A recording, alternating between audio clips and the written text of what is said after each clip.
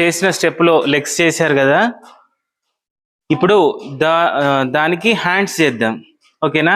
Hands legs కలిపి చేస్తే ఎలా ఉంటుందో నేను ఒకసారి చేస్తాను. మీరు ఒకసారి నేను చేసిన తర్వాత చూడండి, చూసిన తర్వాత మళ్ళీ నాతో చేద్దురు కానీ. సరేనా?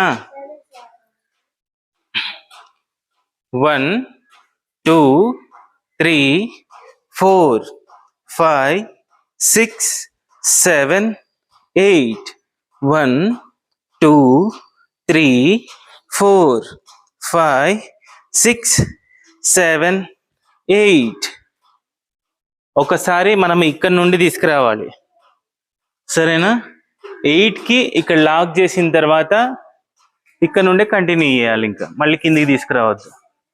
పూర్ణమండలం 1 2 3 4 5 6 7 8.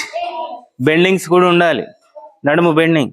1 2 3 4 5 6 7 8.